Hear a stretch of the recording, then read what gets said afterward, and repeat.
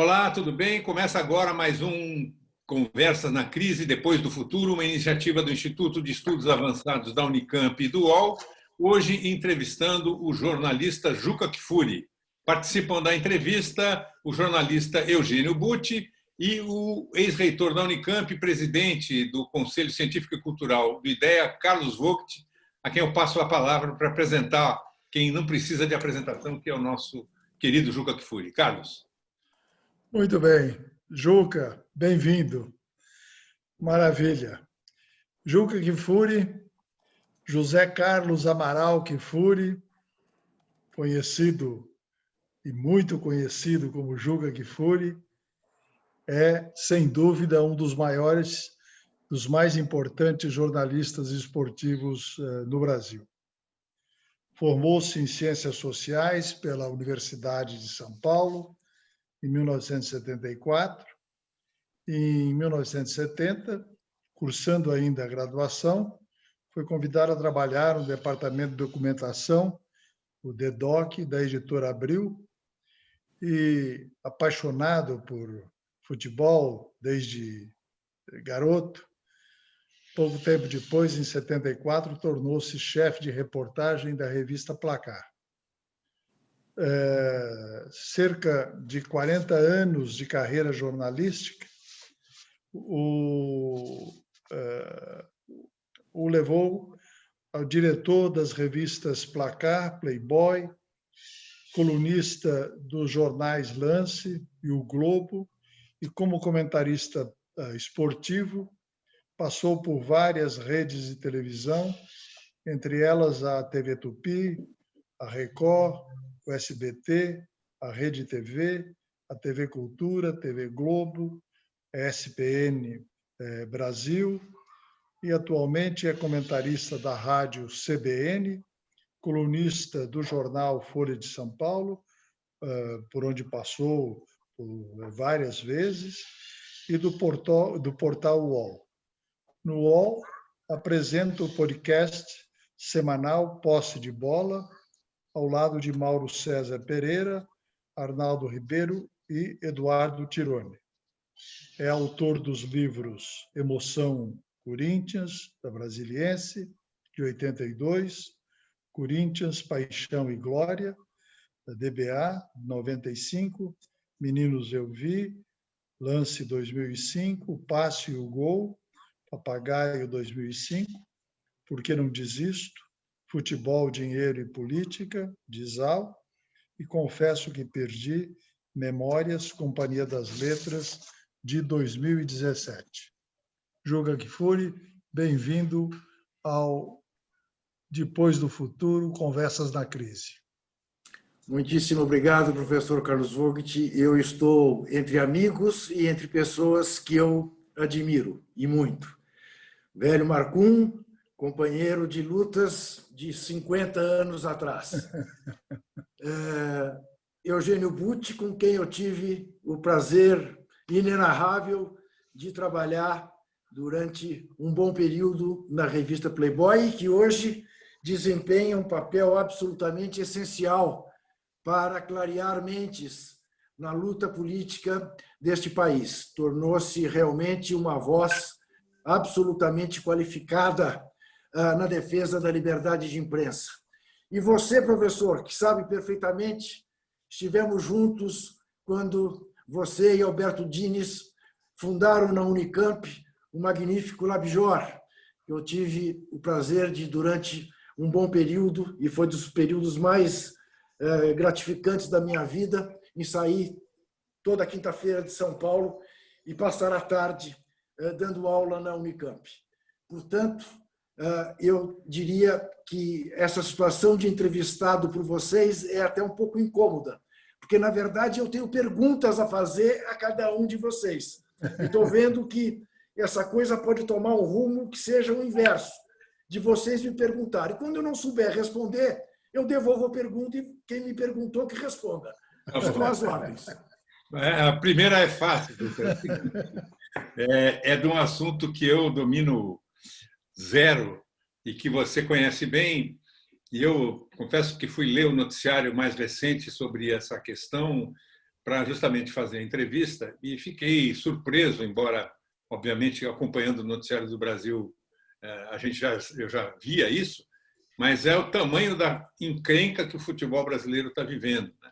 Tem clube devendo dinheiro para a União a rodo, clube sem técnico, clube que não está pagando salário, enfim, eleições em vários clubes também muito confusas. E a pergunta que eu faço é a seguinte: em que medida essa confusão que a gente está vivendo hoje no futebol brasileiro, que não sei se tem precedente, tem a ver com a pandemia? Quanto disso tem a ver com a pandemia? Não, Marcon, a pandemia evidentemente agrava, né? A pandemia agrava, mas não é causa de nenhuma dessas crises a que você se refere. Na verdade, o futebol brasileiro parou no tempo e no espaço. O futebol brasileiro ainda tem um modelo de gestão, que é o modelo de gestão do século XX, né? Enquanto os grandes clubes europeus, todos, foram se transformando em empresas, em sociedades anônimas futebolísticas, com raras exceções, aqui no Brasil nós continuamos com um modelo associativo, que se transformou em mero modelo exportador de pé de obra, né? Então, os principais jogadores do Brasil não jogam mais no Brasil há muitos anos. Isso faz com que, inclusive, o torcedor perca seu vínculo com a seleção brasileira, né? Agravado pelo fato das manifestações antidemocráticas terem sido coalhadas por gente com a camisa da CBF, numa luta contra a corrupção, como quando a CBF é uma instituição que é absolutamente exemplar do ponto de vista da corrupção, né? Basta dizer que 3 de seus ex-presidentes mais recentes, né? 2 não podem sair do Brasil, que serão presos pela Interpol, Ricardo Teixeira e Marco Polo Del Nero. E outro, José Maria Marim, foi desterrado de volta para o Brasil, estava cumprindo pena nos Estados Unidos, quase aos 90 anos de idade, e acabou, por causa da pandemia, sendo solto para voltar para o país. Então, o nosso problema é de modelo de gestão. E a isto que você se refere em relação às eleições confusas, dá bem a medida. Nós vamos ter eleições no Corinthians, no São Paulo e no Vasco. Segundo, terceiro e quarto clubes mais populares do país. No Santos também. No Santos também, mas eu estou me referindo a 3 dos 4 clubes mais populares do país. O número de eleitores é absolutamente ridículo. Então, você tem clubes que representam 30 milhões, 20 milhões, 18 milhões de torcedores, em que 1.500 sócios acabam decidindo seus destinos, né? Isso dá a medida do como esses clubes ficaram para trás. Esses clubes são dirigidos como na pré-história. E, claro, isso tem efeitos técnicos e tem efeitos econômicos. Então, nenhum clube brasileiro, na verdade, hoje é autossustentável. Alguns vivem de mecenatos, outros vivem de patrocínios esporádicos, que, quando são retirados, levam os clubes à situação pré-falimentar, e outros estão, a esmagadora maioria está numa situação pré-falimentar. Também fruto, né, de pouca importância que governos de todos os tipos dão e deram à mudança na legislação que rege o esporte no Brasil, que impede que, enfim, que esses clubes sejam geridos de maneira mais moderna. Mas não tinha uma lei que estava para ser implementada? Esta lei está para ser há anos, Marcon, porque na hora em que ela vai ser aprovada, ou até mesmo que ela é aprovada, na regulamentação abrem-se as porteiras para que não se mude o que era pré-existente. E todos optam pelo que é pré-existente. Então, a viúva cria até sistemas de financiamento para a dívida, entrega esses recursos para quem criou as dívidas e não exige nenhuma contrapartida em modelo de gestão. O modelo de gestão permanece o mesmo. Então, você tem o Refis 1, o Refis 2, o Refis 3, a Time Mania, o Profut, e vão empurrando com a barriga as dívidas, porque a conclusão é a seguinte, como eu já ouvi uma vez do então presidente Lula. Ô, Juquinha, você quer que eu feche o Flamengo? Como é que eu vou fechar o Flamengo? E diante desta impossibilidade, a vida segue. Eugênio Butti, sua pergunta, seu microfone está fechado. Salve, gente, grande Carlos Vogt, Marcum, querido e brilhante Juca Kfouri. A admiração que você declarou a nós é totalmente recíproca, e eu, tendo trabalhado com você, aprendi muito com você, quer dizer, você me ensinou muito mais do que o que eu consegui aprender, e sou sempre muito grato por tudo isso. Eu me lembro de entrar algumas vezes na sua sala e falar, Juca, eu queria trocar uma ideia, e você morria de rir e dizia assim, sei, você quer me dar as más ideias e eu vou te dar as boas. E a gente tocava a vida.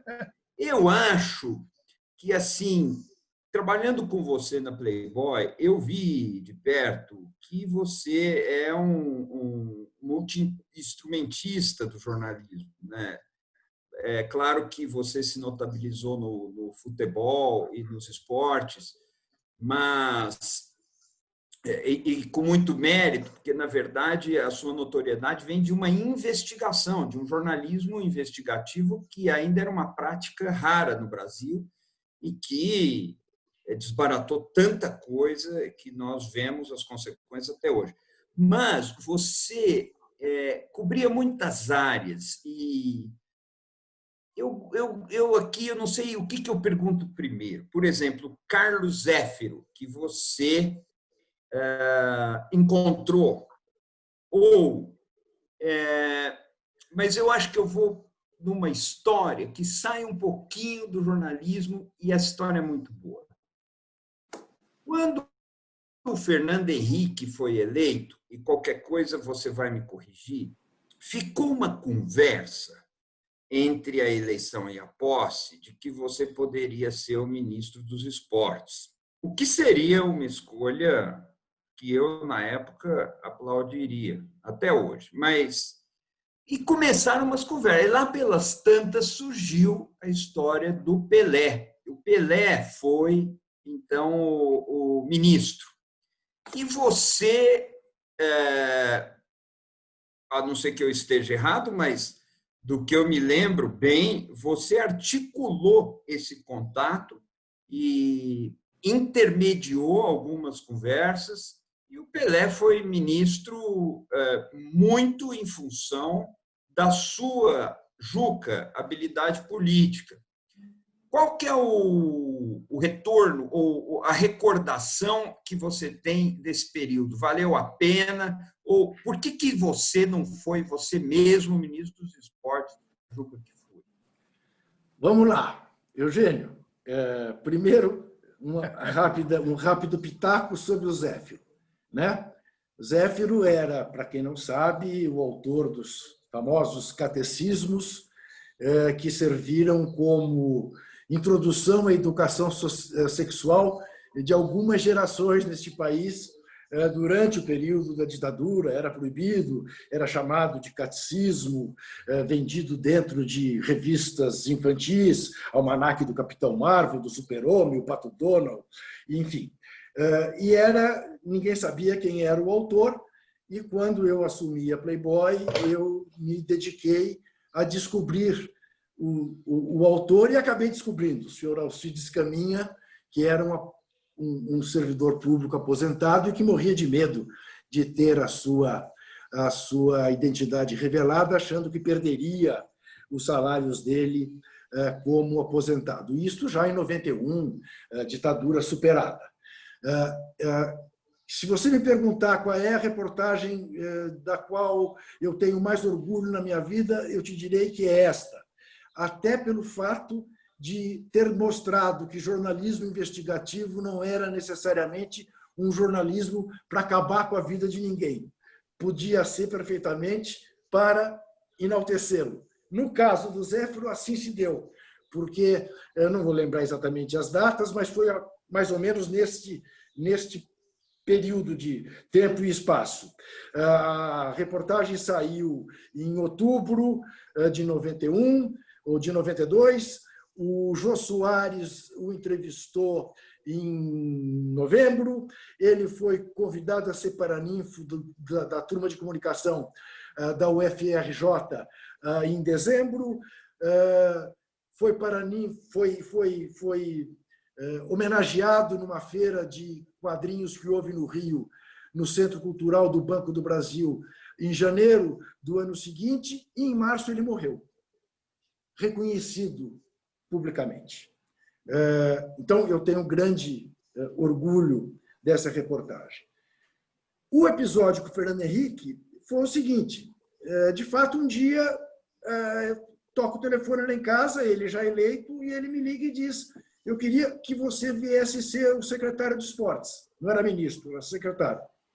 Eu disse para ele: eu não vou não, professor. E ele disse: mas por que você não vem? Eu disse: porque eu não tenho a menor vocação para isso. Eu sou jornalista, vou morrer jornalista. Não quero morar em Brasília. Eu morar em Brasília eu também não quero. A Ruth também não quer. Eu disse: sim, a dona Ruth, que tinha sido minha professora de antropologia na USP.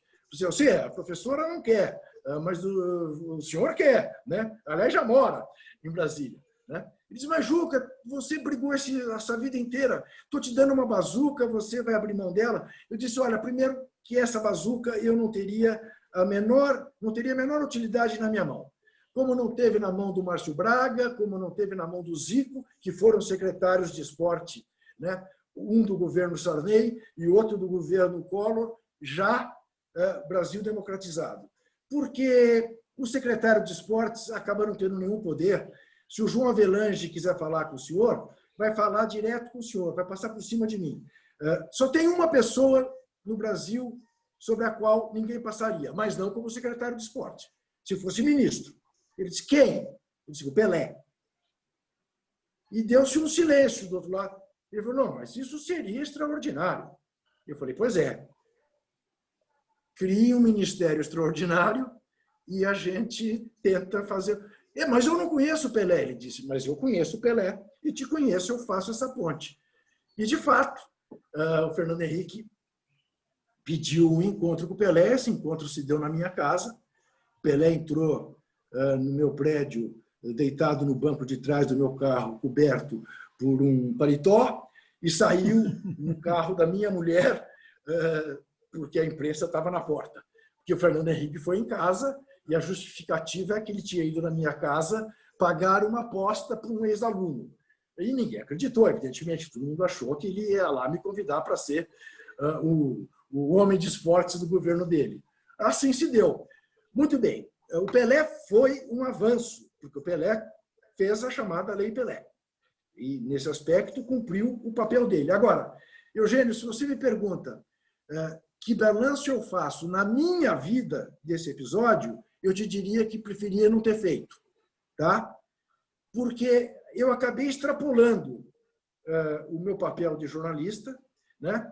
Obviamente, fiquei numa situação delicada em relação, por exemplo, a poder criticar a gestão do Pelé como ministro do esporte, porque, enfim, eu era fartamente responsável por ele ser o ministro, né? E, fruto disso tudo, acabei mais tarde me desentendendo com ele quando ele fez um acordo que eu considerei absolutamente equivocado com a cartolagem do futebol. E eu estava escrevendo a biografia autorizada dele, deixei de escrever porque perguntei a ele como fazer um capítulo o dia em que Edson traiu Pelé, né? E, evidentemente, isto quebrou o cristal da nossa relação. Mas muito em função daquela coisa que você me conhece o suficiente para saber, o Marcum também sabe, né? De botar a cidadania à frente da profissão, né? E é uma coisa com quem até hoje eu tenho dificuldade de lidar, a ponto de eu ter prometido para mim mesmo, quando o Brasil se redemocratizou, que eu nunca mais assinaria um abaixo-assinado, e não tenho feito outra coisa na vida desde que o Bolsonaro assumiu, senão assinar abaixo-assinados, porque me vejo na mesma situação que eu me via quando a gente vivia sob uma ditadura. Carlos Vogt. Juca, para falar um pouco exatamente da questão política, do cenário político, você acha que nós vamos entrar em guerra com os Estados Unidos, convocados pelo presidente Jair Bolsonaro? Pois é, professor Vogt, eu, como sou da reserva, estou aqui preocupado, espero que aos 70 anos eu possa ser liberado. E, além do mais, professor Vogt, eu sou da turma dos maricas, entendeu? Eu sou da turma dos maricas e maricas não vão à guerra. Eu tenho convidado aqueles bolsomínios de raiz que assumam as armas e embarquem para Washington para destronarmos o futuro presidente Biden, entendeu? É a repetição. Você pode escolher ou do exército de Brancaleone ou do ditador Galtieri chamando a rainha para a guerra sobre a reconquista das Malvinas, né? E a gente sabe com que resultados. Então, estou assim... Talvez sejam as duas coisas. É a formação do exército Brancaleone. Agora, vai que o Brasil ganha, né? Teremos um problemaço. Como é que vamos administrar este gigante do norte do continente? Juca, você falou aí de quando a cidadania passa na frente do jornalismo na tua vida. E a pergunta que eu faço é o seguinte: você é um jornalista militante, mais militante do que muitos jornalistas, colunistas, né? Com uma característica que é não falar apenas e somente de futebol, dos esportes, mas também de outras questões. É mais fácil ser militante hoje do que no passado? Quer dizer, não estou nem falando no tempo da ditadura, porque lá, claro que era complicado para todo mundo por conta da censura, mas eu digo, no começo da redemocratização, não havia muito essa figura que hoje há de várias correntes políticas e alguns que nos surpreendem com as reviravoltas que deram nas suas carreiras, longas carreiras. Pois é, Marco, isso é tema para um seminário, né? É claro que ser militante no tempo da ditadura colocava em risco as nossas vidas, como você testemunha, não apenas ocular, né? Mas padeceu o que padeceu no DOI-CODE. Eu, felizmente, tive uma experiência muito mais branda do que a que você teve no DOI-CODE. Com o começo da democratização no Brasil, né, passada a campanha das diretas, que a gente aderiu de peito aberto, formaram-se os partidos e foi aí que eu decidi que eu não tomaria mais partido de ninguém. Eu sempre digo isso, eu nunca fui de nenhum partido legal, né? Eu fui, ainda muito menino, da LN, depois do glorioso Partido Comunista Brasileiro, enquanto clandestino. No dia em que foi legalizado e que me convidaram para assinar a ficha, eu disse que não ia assinar ficha alguma, que eu não achava graça nenhuma em fazer parte de um partido legal. Que eu gostava mesmo era da clandestinidade, né? Mas eu achava, na verdade, que como jornalista eu não deveria ser militante de partido algum. Te conto um episódio. Houve um almoço dos colunistas da Folha.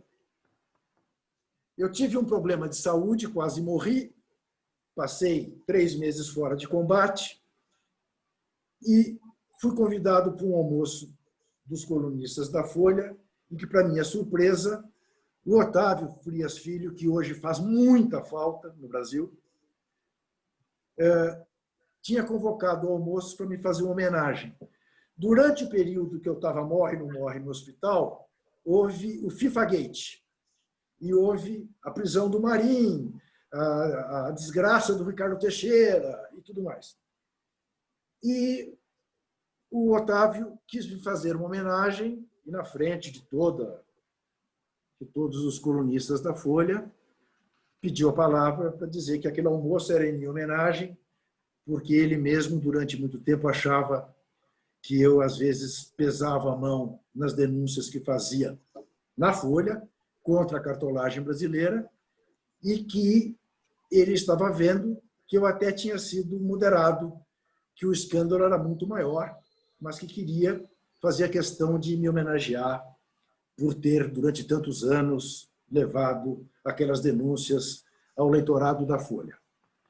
E terminou dizendo: nós escolhemos caminhos diferentes. Você escolheu um caminho militante e eu escolhi um caminho suprapartidário.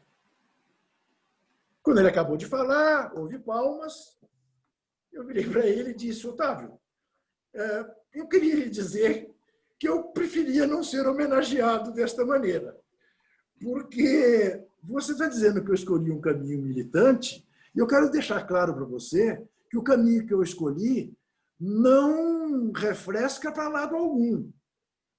Então, nesse particular, eu sou tão suprapartidário. Não, Juca, eu não estou nem dizendo que o que você escolheu está errado e o que eu escolhi está certo. Eu apenas estou constatando. Não, mas eu quero deixar claro que este meu caminho, que você considera militante, não refresca para o lado ao qual eu sou mais favorável. Bom, então é isso. É evidente que a militância cidadã ela te coloca diante de situações que, inclusive, fazem com que as pessoas sejam injustas em relação a você. Eu, durante anos, Marcum, por causa da minha proximidade com os tucanos, fui chamado pelos petistas de tucanalha. A partir do momento em que eu passei a me manifestar contra o impeachment, dizendo que o impeachment era golpe, eu passei a virar petralha. A partir do momento em que eu comecei a defender que era injusta a prisão do Lula, porque não havia provas contra ele, eu passei a ser um lulista militante. Tá? E eu não sou nem uma coisa, nem nunca fui tucano, nem nunca fui petista. Votei no Fernando Henrique como votei no Lula, sem ser nem de um nem de outro. Tá? Mas você sabe, no nível de intolerância que vivemos no Brasil hoje, você é pau ou é pedra, é branco ou é preto. Não tem escala de cores. Né? E paciência. Agora, eu não defendo nenhuma ideia que fira um princípio meu. Não há hipótese, seja da parte de quem for. E quando isso acontece, boto o dedo na ferida. Bom, isso te torna um cara que apanha dos dois lados. Eu te diria, eu admiro muito uma jornalista de Israel, que diz, ela tem um blog muito popular em Israel, que diz o seguinte: eu só durmo feliz na noite em que durante o dia eu apanhei de árabes e judeus. Então, eu roubo a expressão dela e digo o seguinte: eu só durmo feliz no dia em que eu apanho de corintianos e palmeirenses. E você entenda corintianos e palmeirenses aí nas categorias que você quiser. É isso. Eugênio. Microfone. Que beleza, que bela conversa. Marcum, outro dia, um amigo meu, Otávio de Barros, dizia assim: a frase do ano vai ser "você está no mute". Você está no mute. Liga o microfone. E ele tem toda a razão. Mas olha aqui, eu estou adorando a conversa, me divertindo. O Juca também é um tremendo contador de história e é um cara que fala de forma muito envolvente. Gente, aqui está uma chuva, está uma barulheira. Espero que dê para ouvir o que eu estou falando. Estamos ouvindo bem. Mas e é provável que aquela história do Carlos Zéfiro esteja, como a gente conversou aqui, no livro do Juca, um livro delicioso, confesso que perdi. E eu vou tocar aqui num outro episódio que talvez esteja lá também, mas são as coisas mais saborosas. Essa do Pelé é o máximo e é importante do ponto de vista do exercício da profissão e de como a gente evita esses conflitos de interesses, essas possibilidades de captura. Tudo isso aqui, o Marcum tem muito quilômetro rodado nisso aí, e o Juca também. Mas o que eu queria perguntar volta um pouco mais aos tempos da LN. Eu lembro do Juca contando disso em algumas ocasiões e também no livro. O Juca tinha uma função que, durante um tempo, era providenciar documentos para as pessoas saírem do Brasil. E eu acompanhei um pouco as histórias de uma dessas pessoas, que é o Carlos Knapp, que trabalhou... O Carlos Knapp é uma figura de enorme proporção. Ele é o dono da única agência de publicidade que foi fechada pela ditadura.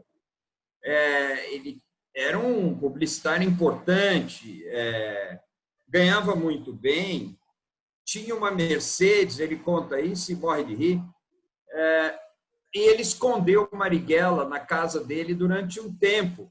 E ele ficava apavorado porque o Marighella queria sair na rua com uma peruca, que era uma coisa vermelha. Ele falava, companheiro, você sair assim é muito mais fácil você ser percebido do que sem.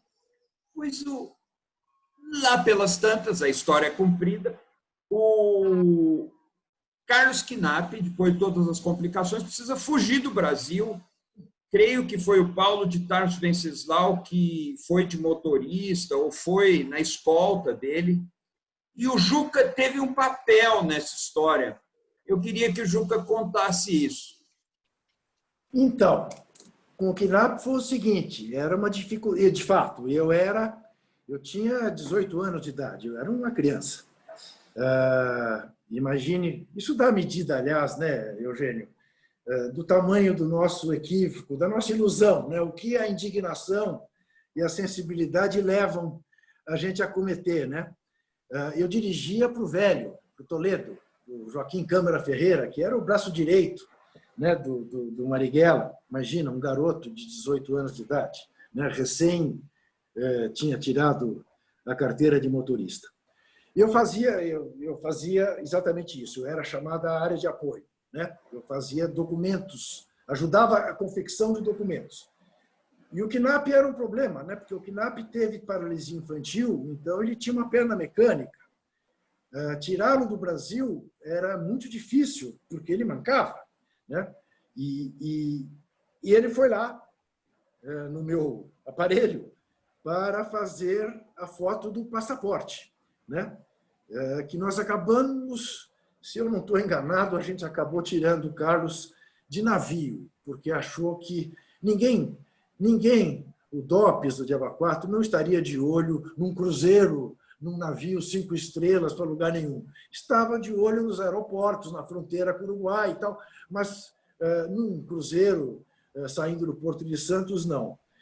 Mas ele foi um dos. Eu tirei outros 5. Eu acho, Juca, que ele foi de carro até o Uruguai, uma coisa assim. Depois que ele pega um circuito. Eu não me lembro exatamente como foi, por onde que ele saiu. Foram tantos, foram pelo menos 5 que eu ajudei a tirar. Mas era realmente uma função da qual hoje eu muito me orgulho, porque, enfim, evitei que pessoas fossem presas, fossem torturadas, eventualmente mortas, mas vê como são as coisas, Eugênio. Um casal que saiu com a minha ajuda, ela foi para o Chile e acabou morrendo no Estádio Nacional. Então, essa a gente acabou perdendo. Mas, enfim, foi essa a minha contribuição. Aí morre, sob tortura, o velho Joaquim Câmara Ferreira, a quem eu devo a minha vida, porque foi ele quem me liberou num determinado momento a fazer treinamento de guerrilha, mas aí eu perco completamente os contatos com a LN, né? E, felizmente, acabo, enfim, indo trabalhar na Editora Abril, e aí entro no Partido Comunista e tudo mais, e passo a fazer uma luta mais de acordo com o que era possível, uma luta política e não uma luta armada contra o Exército Brasileiro. Juca, uma das coisas poucas que eu sei sobre futebol é que o sucesso do futebol brasileiro nasceu da enorme proliferação de times de várzea, né? Do futebol de base, jogado na rua, nas esquinas, nos campinhos, tal, onde eu me revelei um tremendo perna de pau. Isso existe ainda? Funciona como máquina de produção de craque? Olha, Marcum, a várzea acabou. Acabou a várzea fruto da especulação imobiliária. Assim como acabou praticamente o futebol de praia, que era outro celeiro de jogadores. Por quê? Porque com o aumento da população houve nova legislação para regular a utilização de espaços na praia. Então, não pode mais ser de manhã, não pode mais ser no fim da tarde. Enfim, tem uma porção de restrições, né? E assim como a especulação imobiliária causou este prejuízo, o futebol de praia também acabou deixando de ser aquilo que foi. O que nós temos hoje na verdade, jogadores que vêm, muitos deles, de escolinhas de futebol.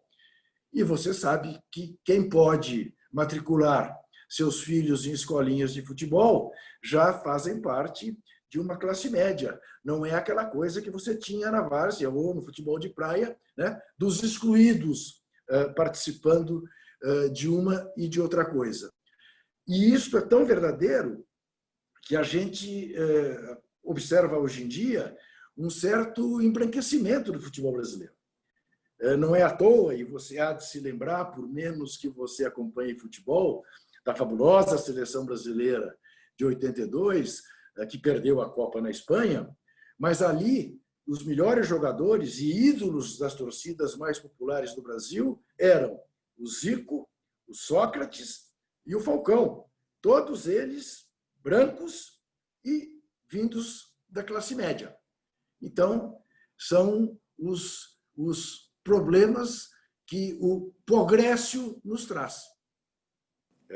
Os maiores jogadores da história do Brasil, que um dia foram considerados números 1 do mundo, ou os melhores jogadores, ou o melhor jogador de uma Copa do Mundo, são, pela ordem, Didi, Pelé, Garrincha, Ronaldo Fenômeno, Rivaldo, Ronaldinho Gaúcho, todos negros.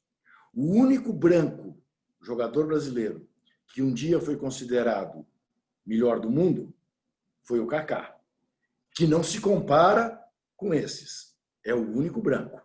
Além de lembrarmos que a melhor jogadora do mundo, escolhida 6 vezes como número 1 do mundo pela FIFA, é a Marta, negra. Tá? Então, o futebol brasileiro deve a sua hegemonia de meio século a jogadores negros. E isso é uma coisa que, infelizmente, está se diluindo no nosso futebol. Entendi. Vogt, sua pergunta. Então, Juca, eu queria que você falasse um pouco para nós do caso Carol Solberg. Ontem houve uma audiência pública coordenada por um procurador da República. Não é? Eu li um pouco as notícias e acho que esse é um episódio que é emblemático da situação ideológica e cultural, digamos assim, de um modo geral, do país. Então, queria que você falasse um pouco disso para nós. Eu fui uma das pessoas ouvidas nessa oitiva do Ministério Público Federal sobre liberdade de expressão e isonomia no esporte. Veja bem, o que eu disse lá? Eu disse que, na verdade, parecia um absurdo em pleno século XXI, estarmos discutindo sobre liberdade de expressão, sobre liberdade de expressão dos atletas, né? Ainda mais logo depois do que aconteceu nos Estados Unidos, onde os atletas da NBA acabaram por ter um papel preponderante, né, em fazer com que a população americana votasse em número recorde em eleições presidenciais, né? Aqui no Brasil, estamos ainda diante dessa discussão se esporte e política se misturam. Eu sempre digo que política se mistura com tudo. Até a maneira de você tomar café da manhã é política, né? É você que faz seu café da manhã? É alguém que mora com você que faz o café da manhã? É um funcionário ou uma funcionária da sua casa que te faz o café da manhã? É o mordomo que te traz o café da manhã, né? Então, até tomar café da manhã denota uma atitude política. Dizer que esporte e política não se misturam é a pior maneira de fazer política. É aquilo que o João Avelange fazia como presidente da FIFA. Ele dizia que a FIFA é uma entidade suprapartidária, que não se mete com política, que não tem nada a ver com política. O problema da FIFA é futebol. Bom, com isso ele fazia a pior política possível. Andava de braço dado com os ditadores da Ásia, da África, da América do Sul, a ponto de fazer uma Copa do Mundo na Argentina, do Videla, em 1978, cuja final foi disputada no Estádio Monumental de Nunes, do River Plate, a 500 metros da ESMA, a escola da Marinha Argentina, onde se matavam e torturavam presos políticos. Então, você dizer que esporte e política não se mistura é uma coisa que não cabe nem no século XX, que dirá no século XXI, né? E o que levou a Carol Solberg a ser julgada e advertida pelo Tribunal de Justiça Desportivo do Brasil? O fato de ela ter dito fora Bolsonaro. Eu perguntei nessa audiência, e se ela tivesse dito viva Bolsonaro, ela seria julgada? Evidentemente, não, né? E quem são os representantes da superestrutura do esporte no Brasil? Aqueles que atingiram os postos mais altos do esporte no Brasil. João Avelange, que morreu em desgraça pelo escândalo da FIFA. Carlos Nussmann, que foi presidente do Comitê Olímpico Brasileiro, que passou 15 dias preso na Polícia Federal pelo que se revelou de compra de votos para as Olimpíadas. Ricardo Teixeira, ex-presidente da CBF, genro de João Avelange, que não pode sair do Brasil, porque se sair do Brasil, a Interpol pega e prende, por causa do escândalo da FIFA. Marco Polo Del Nero, que sucedeu José Maria Marim na CBF, que também não pode sair do Brasil, porque a Interpol pega pelo mesmo escândalo da FIFA. E José Maria Marim, que está no Brasil hoje, depois de passar 2 anos preso nos Estados Unidos, por causa da pandemia. Quase aos 90 anos, a justiça americana concedeu a ele, né, a graça de sair da cadeia e vir para o Brasil, dados os riscos que ele corria de pegar a Covid-19.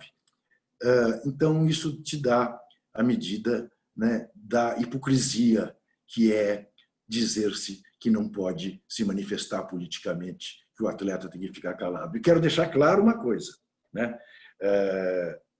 Tempos atrás, 2 atletas do voleibol, ao comemorarem um título mundial da seleção brasileira, fizeram o número 17. Eu defendo até a morte o direito deles fazerem isso. Não se trata aqui de discutir, eu posso lamentar que eles tenham feito escolha tão perversa, mas não se trata aqui de ser de um lado ou de outro. Trata-se de defender que todos têm o direito de se manifestar.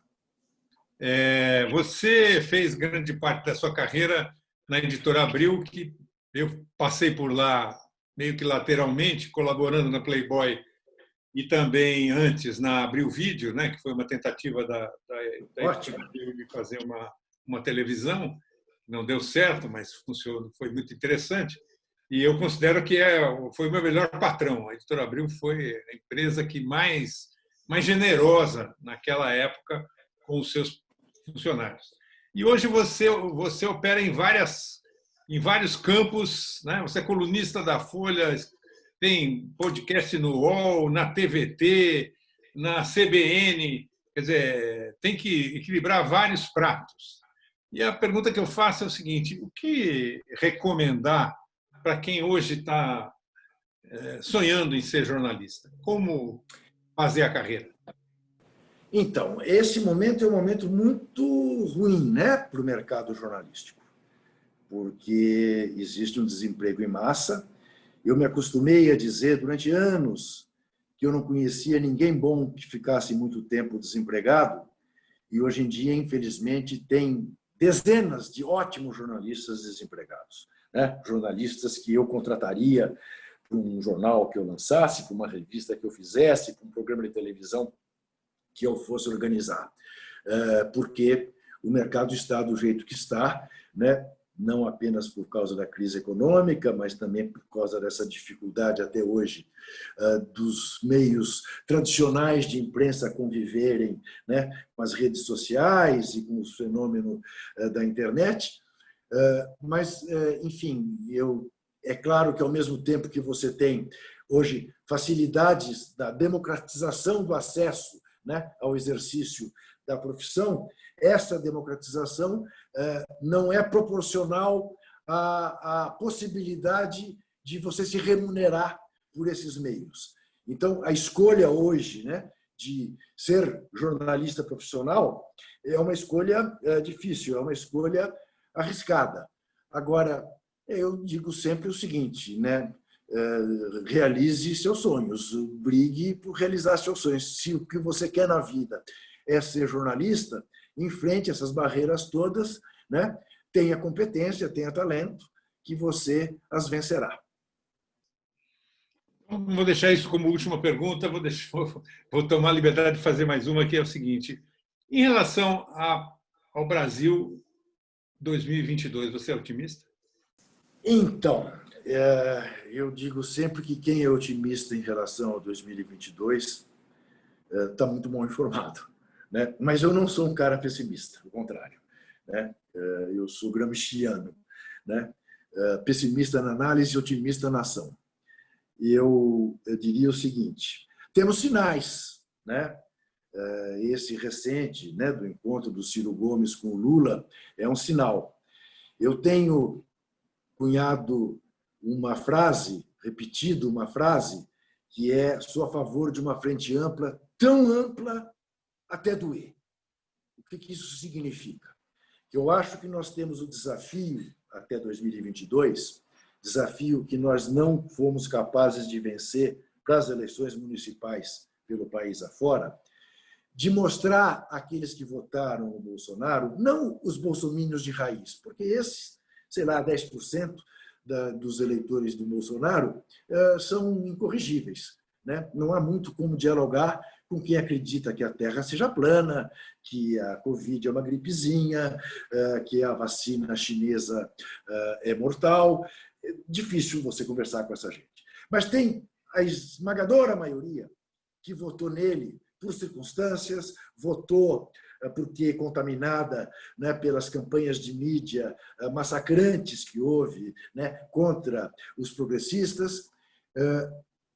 E para esses nós temos que ter um discurso que dê a eles uma saída, que não os faça sentir vergonha do voto que fizeram, do erro que cometeram, e dê a eles a saída do arrependimento, mostrando a eles que no arco político brasileiro há opções que são opções civilizadas, que não são a opção da barbárie, como significa o Bolsonaro e sua turma.